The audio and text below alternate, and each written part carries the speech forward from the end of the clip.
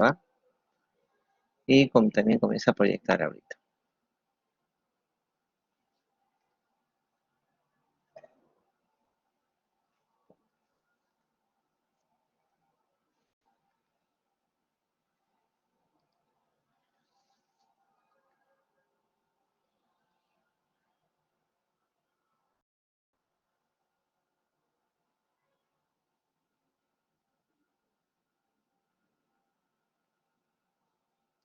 Bueno, vamos a ver lo que es ahora manejo de neumonía. Hacemos esta pregunta, dice. Primera pregunta, de sospecha de neumonía, la evaluación o procedimiento que confirmará el diagnóstico, ¿cuál será? Hemocultivo, solo con la clínica, radiología, broncofiloscopía, antígenos urinarios. ¿Qué responderán acá? ¿Cuál consideran acá que es la respuesta correcta?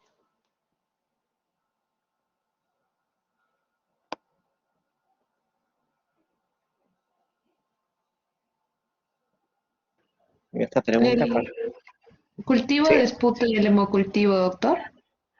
ya, Carolina dice cultivos. ¿Alguien tiene alguna otra alternativa? Doctor, alternativa C, evaluación radiológica. Dice Armando, evaluación clínica radiológica. Lo cierto que por más que sea una infección, el diagnóstico de neumonía no se basa, repito, en el hallazgo de alguna bacteria o un agente infeccioso.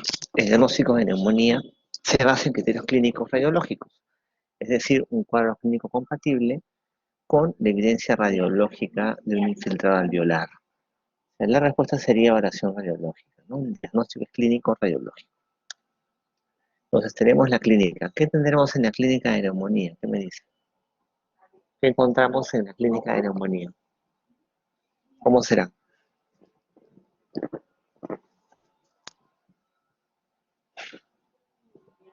¿Cómo será un cuadro clínico de neumonía? Ya, perfecto. Sí. Fiebre, tos, esputo purulento, disnea, ¿no? Y en este caso, miren, un infiltrado radiológico, un patrón alveolar. En ese caso va a ser con broncograma aéreo, como pueden ver. El agente causal más frecuente de neumonía, ya saben, corresponde a estreptoconeumonía, principal causa de neumonía bacteriana. También se consideran otros agentes, ¿no? Como, por ejemplo, hemófilos, micoplasma y otros más. Actualmente, ustedes saben, la causa más común de neumonía son las neumonías virales, ¿no? El COVID-19 a la cabeza.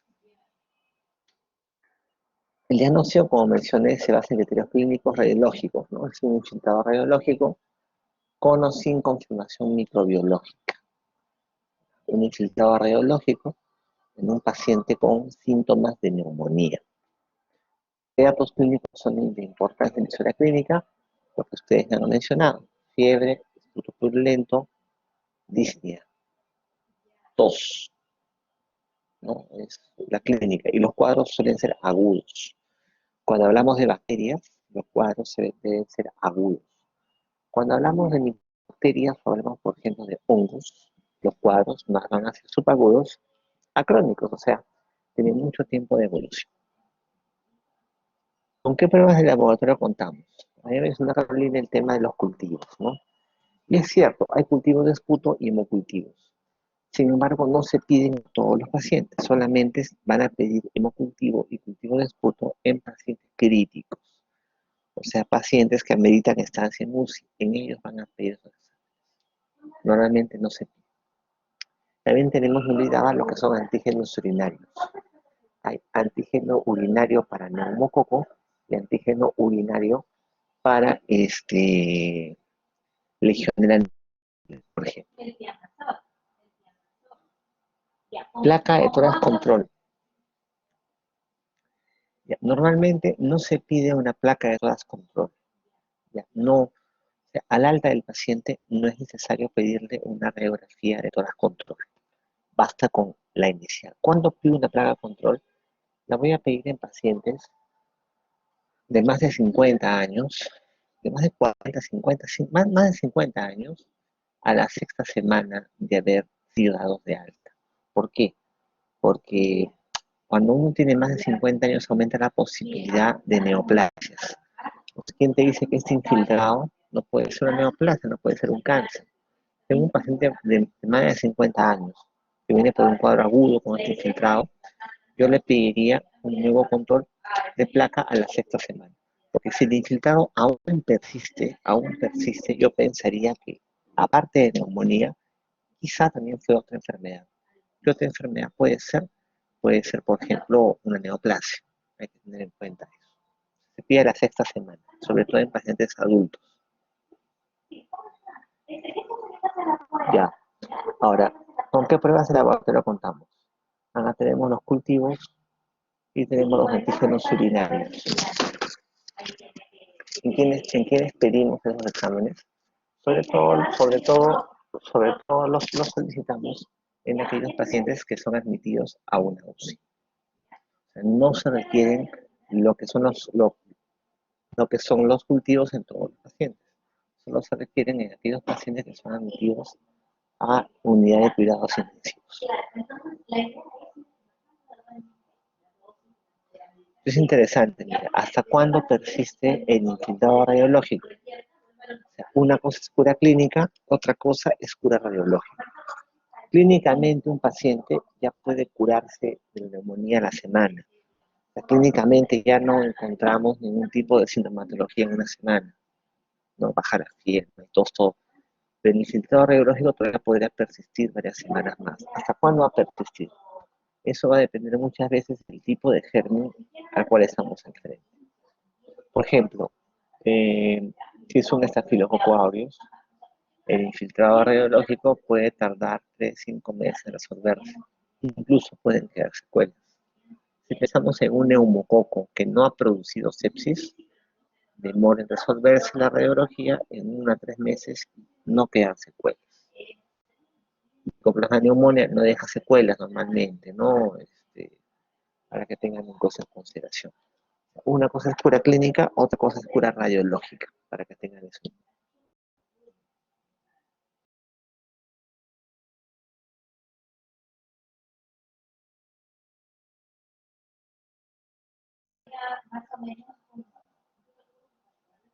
Siguiente pregunta. Varón de 18 años de edad acude porque hace 5 días presenta fiebre, cefalea y tos seca. En los últimos 2 días se sumó también otalgia derecha. La placa de tórax muestra infiltrados intersticiales en ambas bases. Señale cuál sea el agente etiológico más probable. ¿Qué me responden acá? ¿Cuál sea el agente? Y denme algún sustento. ¿Por qué marcarían esa pregunta?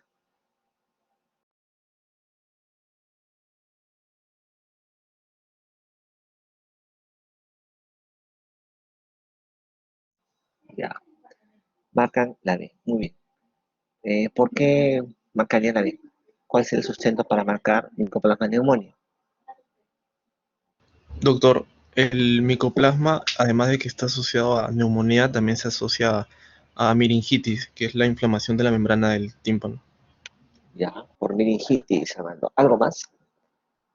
¿Alguien más quiere responder? ¿Por qué marca micoplasma? O sea, ¿cómo sustentan que es micoplasma neumonía?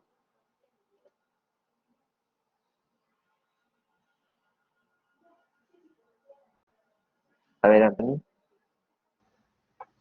Por el tipo de infiltrado, doctor, que es Ya, intersticial. muy bien. Un infiltrado intersticial. Las neumonías que tienen infiltrados intersticiales, ¿cómo les denominan?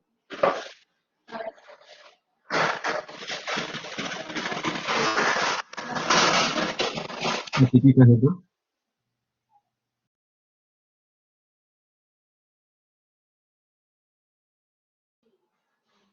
Así es, son las llamadas neumonías atípicas, ¿no? Es una neumonía atípica, ¿por qué? Porque tiene un infiltrado intersticial. Tengan en cuenta que el cuadro se presenta en un paciente de 18 años. Y es un cuadro pseudogripal. ¿Cuándo digo que es un cuadro pseudogripal? Cuando tiene signos y síntomas parecidos a una gripe, por ejemplo, fiebre, cefalea, tos, la misma otalgia, ¿ya? Ahora, el micoplasma neumonía, dentro de sus complicaciones, ¿qué es lo que hace? Me suele hacer un cuadro llamado meningitis bulosa. Meningitis bulosa, o sea, como bien lo ha dicho Armando, una inflamación del tímpano. Es un cuadro pseudogripal infiltrado intersticial. Y la etiología más común, hasta antes del COVID, era Mycoplasma pneumoniae. Si un paciente me viene con ese cuadro clínico radiológico actualmente, yo pensaría primero en coronavirus, en COVID.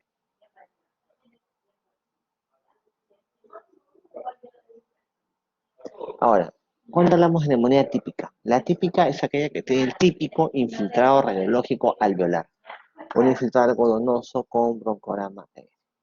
La típica no tiene infiltrado alveolar, pero tiene un infiltrado intersticial bilateral, para que tengan eso en consideración, el tipo de neumonía según lo que es el infiltrado. Tenemos, por ejemplo, Mycoplasma pneumoniae, agente de Eaton, es un cuadro clínico radiológico caracterizado por síntomas pseudogripales, ¿ya? Y un infiltrado radiológico intersticial. Infiltrado radiológico intersticial y síntomas pseudogripales. Pseudogripales como tos seca, como cefalea, artralgias, mialgias.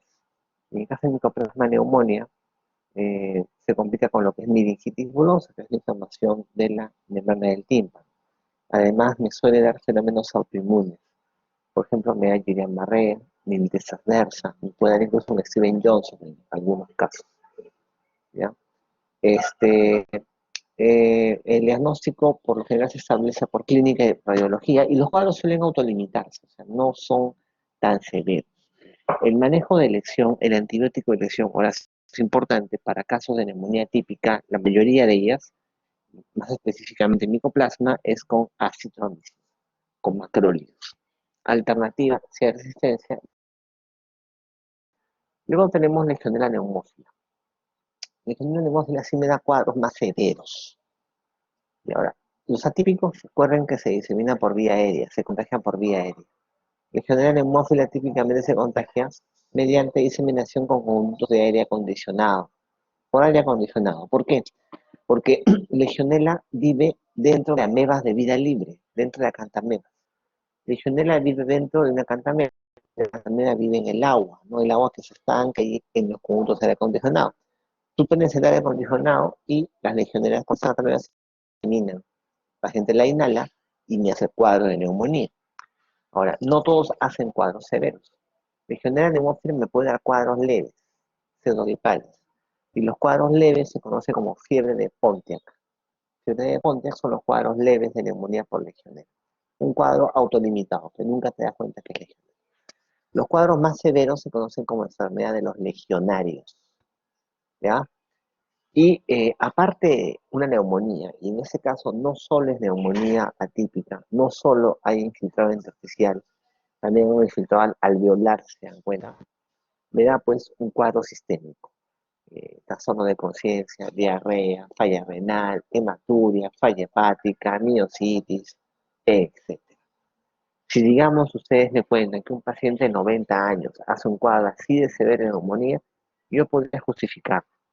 Pero si me dicen que un paciente joven, de 30 años, con un antecedente quizá inmediato, de haber estado en un ambiente que se asocia con aire acondicionado, hace un cuadro de neumonía severa, así un compromiso sistémico, extrapulmonar, yo pensaría en ello.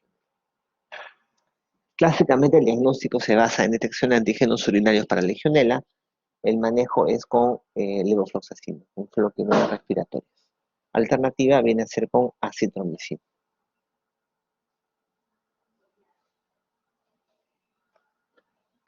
Mujer de 55 años, dice, diabética, con antecedente hace una semana de haber sido tratada de forunculosis múltiple.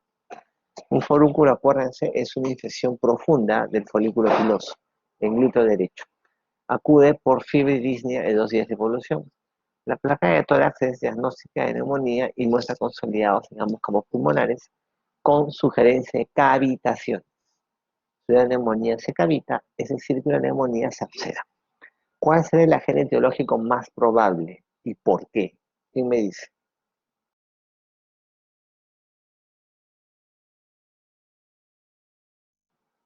A ver, adelante, Jesús.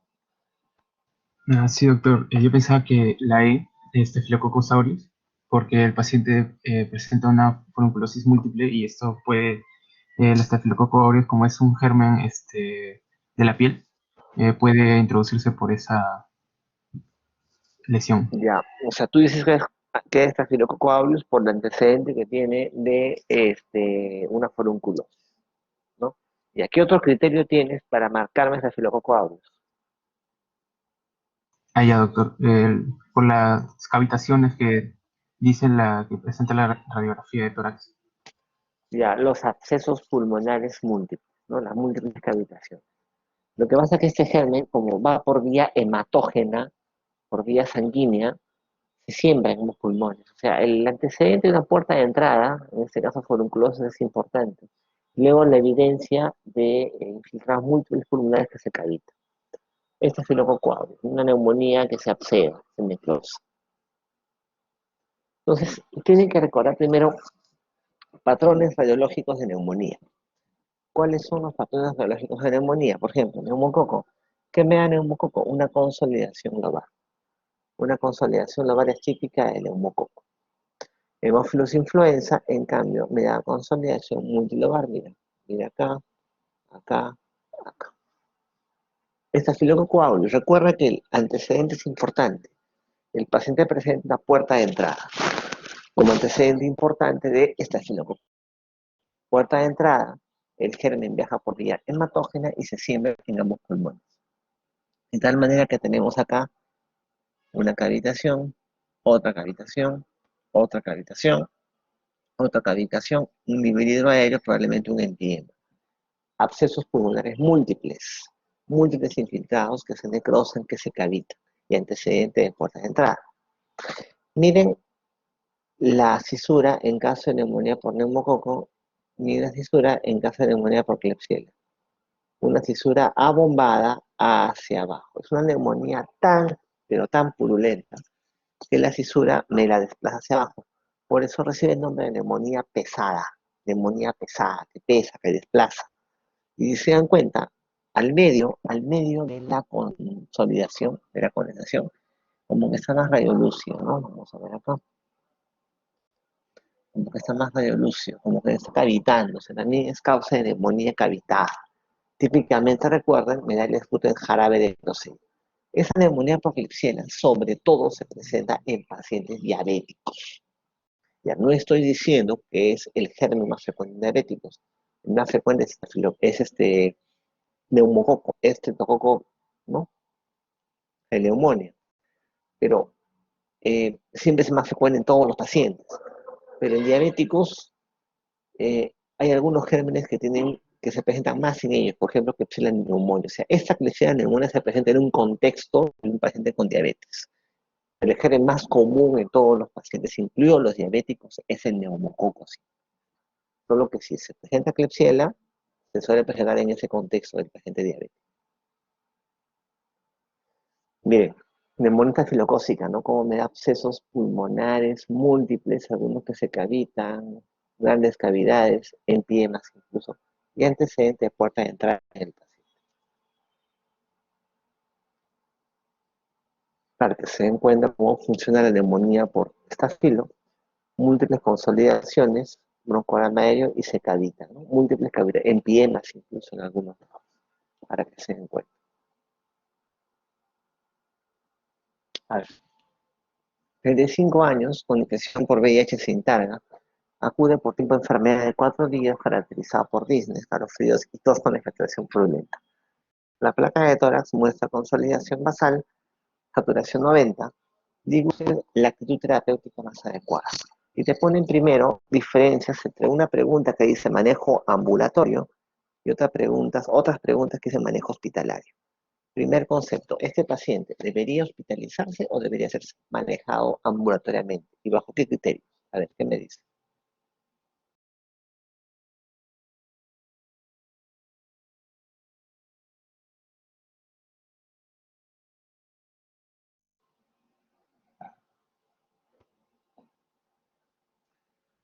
A ver, Armando.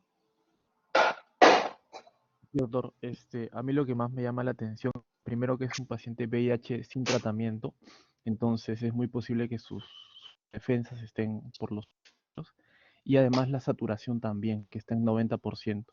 Y si eso se extrapola a la presión de oxígeno en sangre, el paciente estaría en 80 milímetros de mercurio. Entonces ya el paciente, si bien no está en insuficiencia, ya está en hipoxemia, perdón. Entonces yo sí lo ingresaría. Ya. Armando menciona que por ser inmunosuprimido en saturación pues baja y hecho la correlación adecuada entre saturación y PO2, ¿no? De 90, cerca de 90, menor un poco de 90, me habla pues que la presión para hacer también tiene que ser bastante disminuida probablemente, ¿no? Sí es cierto, entonces es un paciente que bajo esos criterios, comorbilidades, saturación baja, debería hospitalizarse. Muy bien, ¿cuáles son acá las alternativas que tenemos para lo que es pacientes hospitalizados? Manejo endovenoso con cotrimazol, voriconazol, ceftriaxone o el tuberculosis. ¿Cuál será la alternativa que marcarán acá? ¿Qué me dice?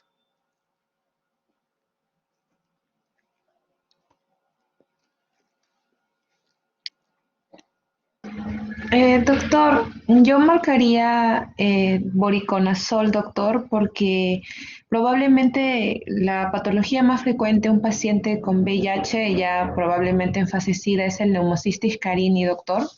Entonces, pensaría también en una TB porque los pacientes con VIH están asociados con tuberculosis, pero la sintomatología no manifiesta hemotisis, eh, o pues, manifiesta expectoración mucopurulenta, entonces me hace pensar más en compromiso de lobar, doctor, pulmonar por una neumonía por hongos. Ya, me parece muy interesante lo que has mencionado. El hecho de que sea VIH hace factible que tenga predisposición a otros gérmenes, ¿no es cierto? No solo neumococo. Sin embargo, para que sepan, el agente etiológico más común de neumonía en VIH no es neumocitis, es neumococo. O sea, en VIH sigue siendo el neumococo el más común de todos los gérmenes, incluso sobre los hongos. Lo otro es un cuadro agudo. Neumocistis me da cuadros por lo general subagudos acrónicos. O sea, y lo otro es un infiltrado radiológico.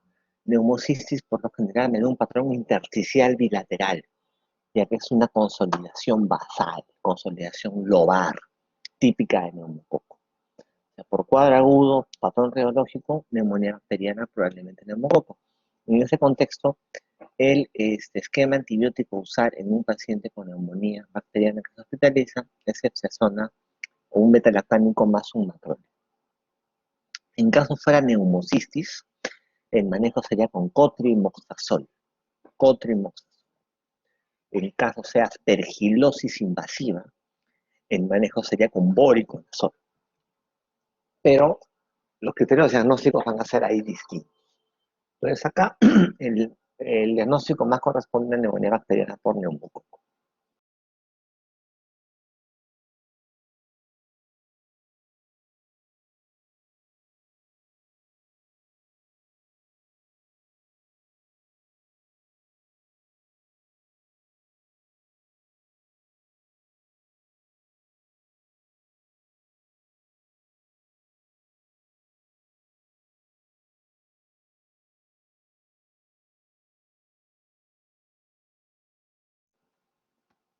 Ahora, ¿cómo definimos qué paciente se hospitaliza?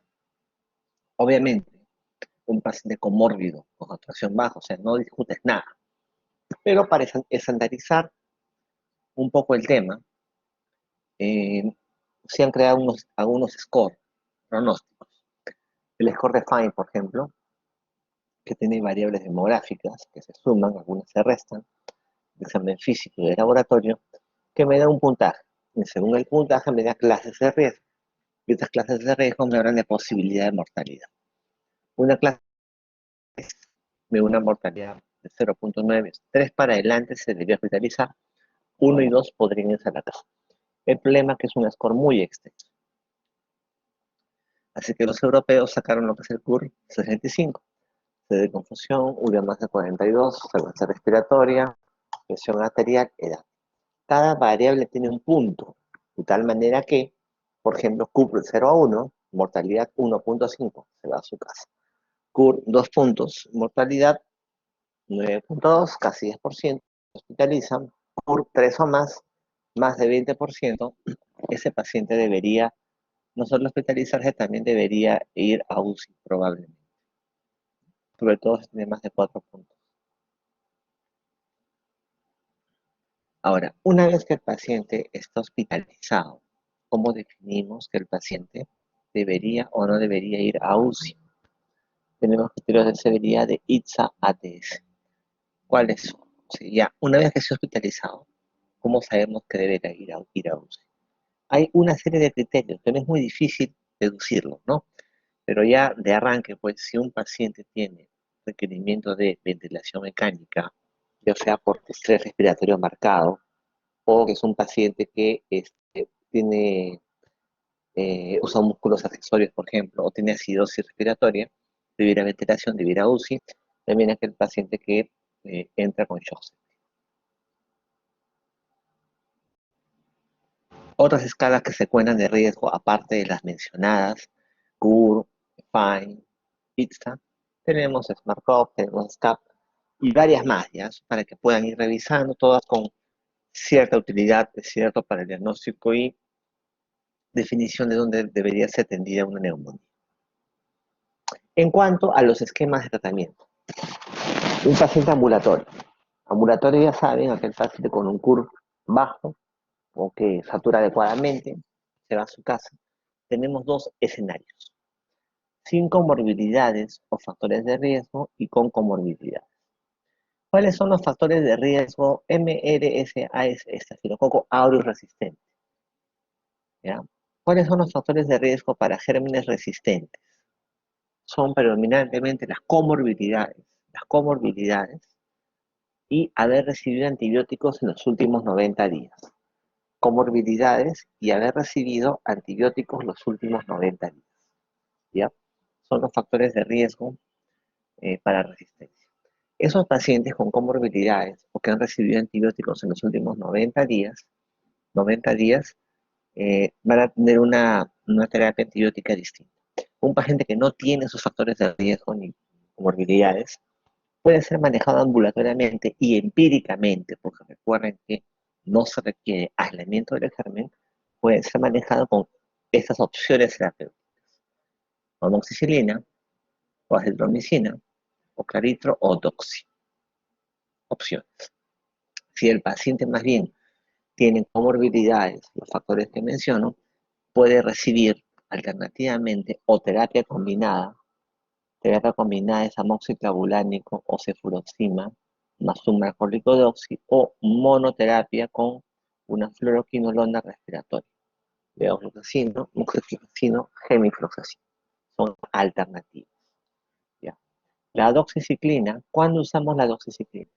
La doxiciclina la usamos en casos que tengamos síndrome de QT largo.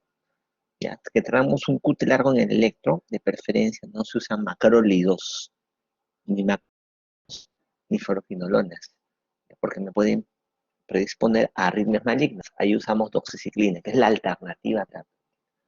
Primero, manejo ambulatorio va a depender de cómo vea al paciente en cuanto a sus factores de riesgo. Es un paciente que requiere hospitalizarse por saturación baja, comorbilidades o un puntaje de CUR o FINE altos. Tenemos alternativas. O el paciente recibe un beta-lactámico más un macrólido o una monoterapia con una fluoroquinolona respiratoria de preferencia endovenosa. La combinación beta-lactámico más macrólido puede ser ampisulbactam, o cefotaxima, o ceftriaxona, más acitromicina o claritromicina. Lo que usualmente se usa es ceftriaxona más acitro o clarito, pero tenemos otras alternativas. Neumonía no severa, aquella que no va a UCI, porque la que va a UCI necesariamente requiere una terapia combinada de un beta-lactámico más un macrólido o un beta-lactámico más una fluoroquinolona. Acá sí tiene que ser combinado si es neumonía severa. Siempre el manejo va a ser por vía endovenosa, no. Si el paciente permanece al menos 2 o 3 días con estabilidad clínica, y estabilidad clínica menciono que no tenga CIRS, se le puede pasar a vía oral. Si empecé con una cefalosporina más un macrólido, le cambio pues a amoxicilina macrólido. Fluoquinona, o sea, dependiendo de la estabilidad. O sea, que no tenga signos de respuesta inflamatoria resistente. ¿Cuánto dura la terapéutica? Le suspendo a la semana o 5 días si el paciente ya está febril por 48 horas. O sea, tiene que tener un paciente sin fiebre y con estabilidad clínica, que no tenga SIRS, y que no requiere oxígeno, por al menos 2 a 3 días. Es la condición para suspender. Y lo voy a dar, yo pienso darle inicialmente 5 o 7 días, y pueden ser más días, pero yo busco esto. Importante, la fiebre ya debería caer al tercer día. Al tercer día de inicio de antibióticos ya debería mejorar el paciente. Si después del tercer día el paciente no mejora, yo voy a pensar que aquí está frente a un germen resistente y debería valorar cambiar el tratamiento. Obviamente eso de 5 o 7 días no corresponde o se individualiza si es que tienes complicaciones como un empiema o un absceso. Empiema y un absceso, por ejemplo, el tratamiento va a durar mucho tiempo más, no solamente 7 días, va a durar por lo menos 6 a 8 semanas. Acá se individualiza también en algunos gérmenes. 40 años llevada a emergencia por cuadro convulsivo, la evaluación se encuentra taquipnea y la placa revela neumonía de base derecha. Tratamiento, elegir cuál es y cuál sería el diagnóstico. ¿Qué me dice?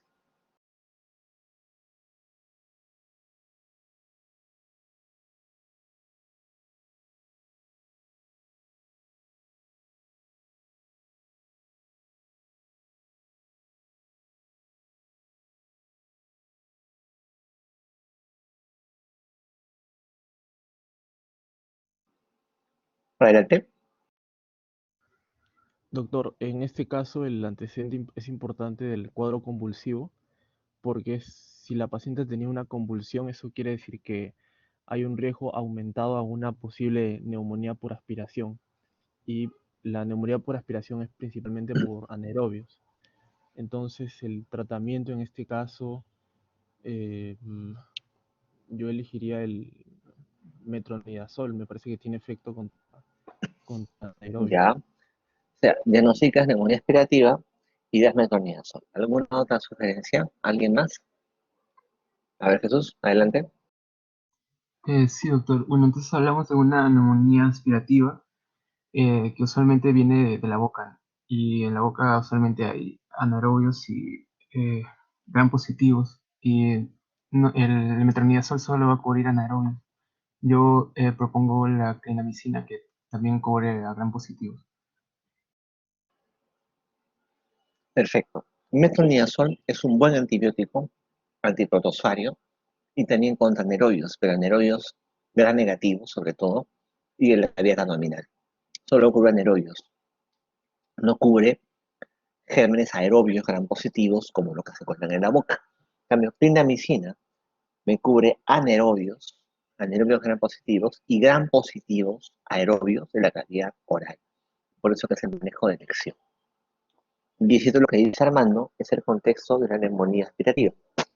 Un paciente con alto riesgo de aspiración de gran contenido de la orofaringe, como por ejemplo aquellos pacientes con problemas neurológicos, problemas en la deglución, postrados. Neumonía aspirativa, ¿cómo se define? Como aquel infiltrado radiológico que aparece en pacientes con alto riesgo de aspiración de contenido de la orofaringe. Los gérmenes más sospechados acá suelen ser los anaerobios. ¿Qué anaerobios? Por ejemplo, acá tenemos al Pepto, Streptococcus, Fusobacterium y Prevotella, los más frecuentes.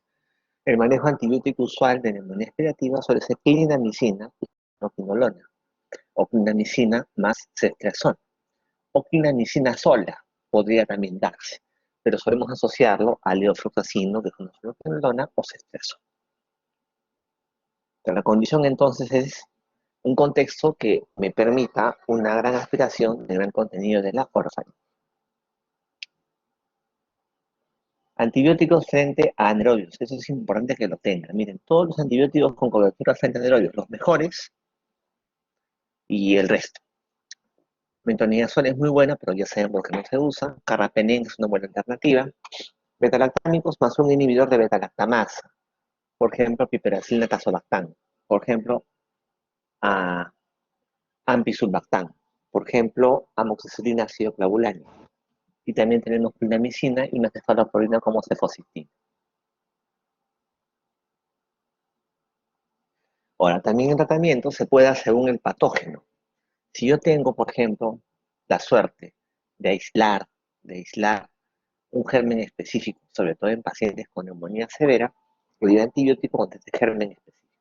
Si el estafilococo aureus resistente, el manejo de elección es linezolid, no es vancomicina. Bancos de segunda línea. ¿Por qué?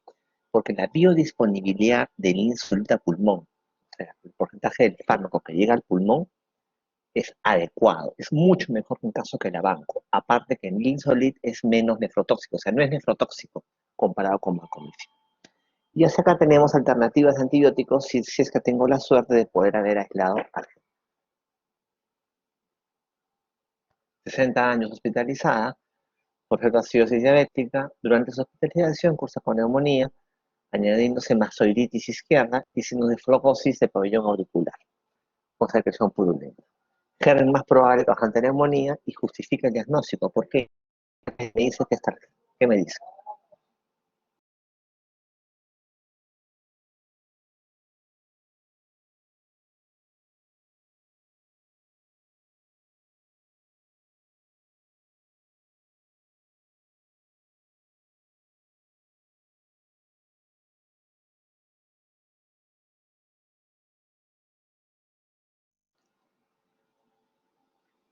¿Cuál sería cada alternativa y por qué sería la respuesta que ustedes marcarían? ¿Qué me dice?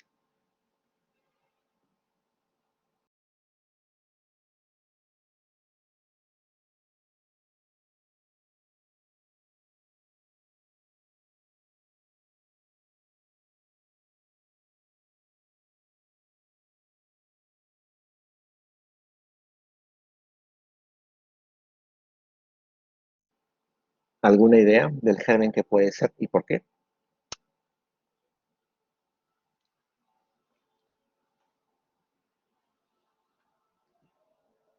Me ha dicho que haya sido hospitalizada la paciente. Te dice que pueden ser algún tipo de gérmenes especiales.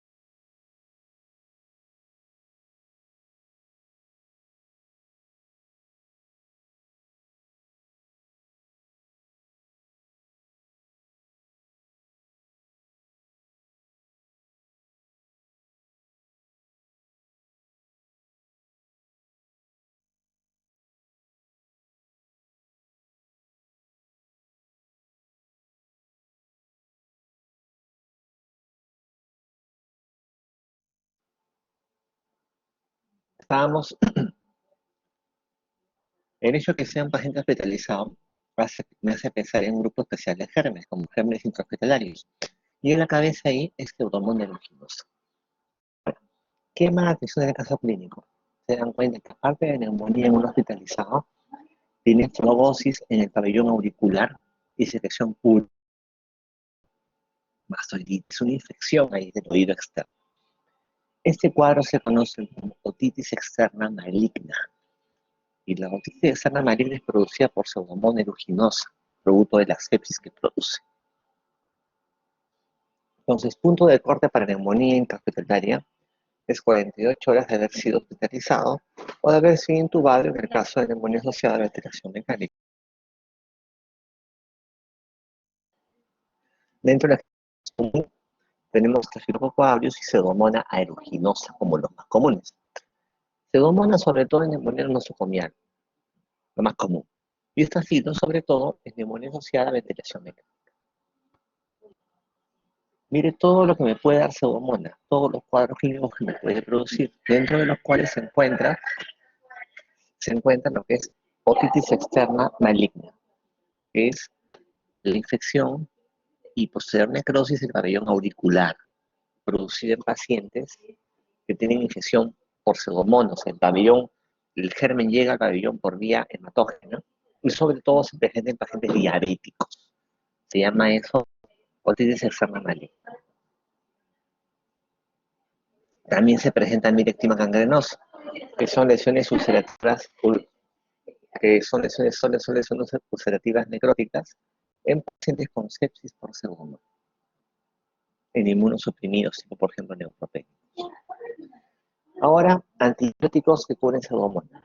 Por ejemplo, tenemos cefalosporinas. ¿Qué cefalosporinas cubren pseudomonas? ¿Qué me dice?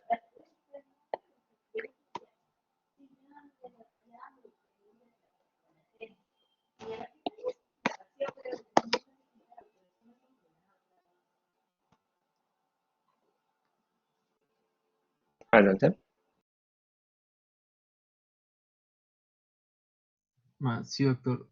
Bueno, principalmente, primero las penicilinas de tercera generación, carbapenems, aminoglucósidos. No, pero cefalosporinas. ¿Qué cefalosporinas? Perdón. Por ejemplo, la ceftazidima y cefepime, si no me equivoco.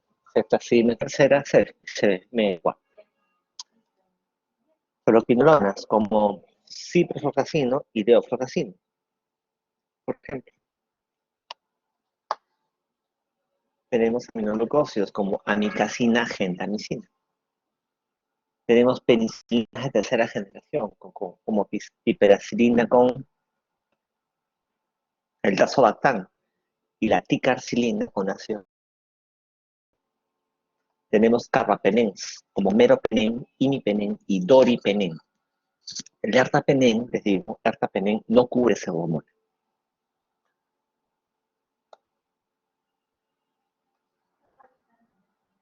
Monobactámicos. Monobactámicos, el único representante de este grupo es el Astronan, por ejemplo. Y Astronan se usa en pacientes con sepsis por pseudomonas y alergia a penicilina. Recuerden que cefalosporinas, penicilinas, carbapenems, monobactámicos son betalactámicos. Entonces, si hay alergia a uno de esos antibióticos, a la penicilina, habría alergia a todos ellos. Pero el que menos reacción cruzada presenta es el Astronan, justamente. Por eso que la Astronan se deja en pacientes con infección por pseudomonas con alergia a penicilina. Luego tenemos las polinicinas, acá está la colistina. La colistina se deja en pacientes con resistencia a carbapenems. Y por último, fosfomicina. Fosfomicina que es útil en pacientes con infección de vía urinaria baja. Fosfomicina útil en pacientes con infección de vía urinaria baja. Ahora, ¿cómo se maneja una infección, intrahospitalaria? Tengo que valorar, ¿no? Si es un paciente con neumonía, o sea, ventilación mecánica, definitivamente tiene que cubrir Staphylococcus aureus resistente, o linezolid de referencia a vancomicina. Y además da cobertura antipseudomónica. ¿Cómo se hace esa cobertura? Con antipseudomoniales betalactámicos. ¿Cuáles son los betalactámicos? Cefalosporinas, penicilinas, carbapenems, monolactámicos. Un betalactámico más un no betalactámico. Mínimamente debo manejar neumonía intrahospitalaria por una semana. Y ya saben que para suspender el tratamiento tengo que tener por lo menos 2 días a 3 días de estabilidad clínica, o sea, sin fiebre, sin síntomas. Entonces, esa sería, bueno, también igual, ¿no? Acá está el esquema que le estoy mencionando. Se van en antibióticos anticeremoniales, más vancomicina para cubrir lo que es estafilococo aureus, ¿no? Se cubre pseudomonas con dos antibióticos, más vancomicina o linezolid para cubrir lo que es estafilococo aureus en caso de neumonía asociada a la ventilación. Bueno, sería todo. ¿Tienen alguna pregunta?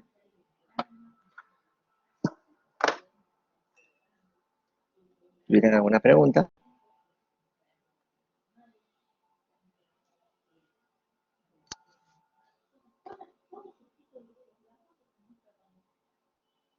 Bueno, si no es así, entonces me voy con mi grupo de práctica en unos 10 minutos. ¿No estamos viendo, chicos?